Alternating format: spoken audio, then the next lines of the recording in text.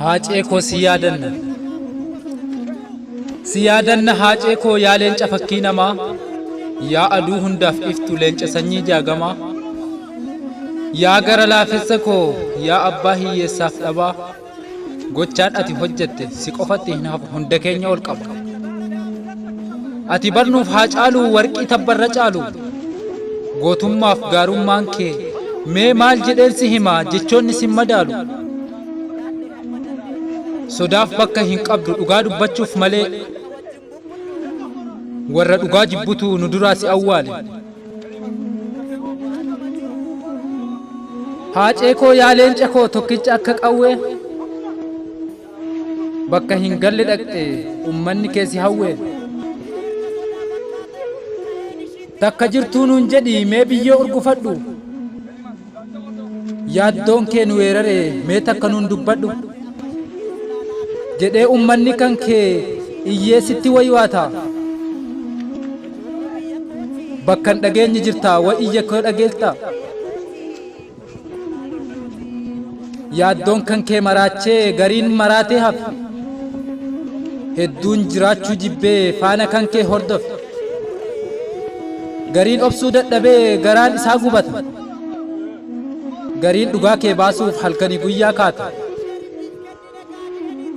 Haacee koo deemte jennee yoom takkaas si sabbarre. Akka ati godaante boqannaa hin agarre. Biyyi ati ijaartes suma faana diigamte. Qilinxoof maakkalaawwiin Oromoodhaan guutamte. Ati dhageettee jirtaa awwaalcha kee dhoorkamne. Jawaar, Baqqalaa, Hamzaa, Booranaa fi hayyoota hedduun Qilinxootti guuramne. Garuu karaa keerraan gorru daqiiqaaf hin dhaabbannu. Lubbuun teenya teen caaltu du'allee hin sodaannu. Hidhamnee ajjeefamnee kaayyoo kee galmaan geenya. Lubbuuf qabeenya keenya Oromiyaaf wareegna.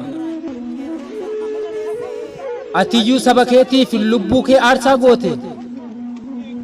Nu jiraachisuuf jettee ofii keetiin moo duute. Du'a kee amannuuree haacee boqatte jennu. Nu keessatti jiraatta boqatte siin hin jennu. Ati deemtullee karaa deebi'uuf namaa dhibu. Oromoon gadda kan kee waan jedhee himuun qabu.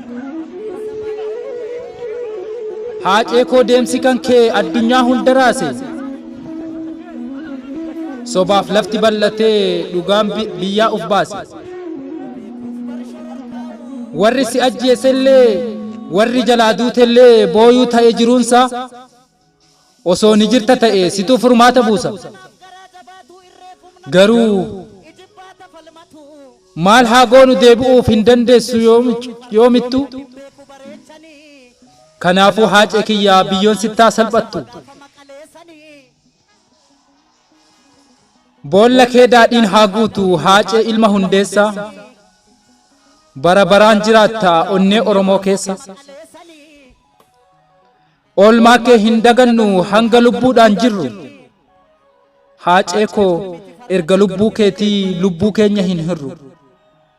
Gaafa gaarreen Adwaa gaafa maqaleessanii. Gaafa maqaleessanii. Gaafa maqaleessanii. Gaafa maqaleessanii. Nan sobee. Nan sobee. Nan sobee ijoollee Oromoo. Nan sobee.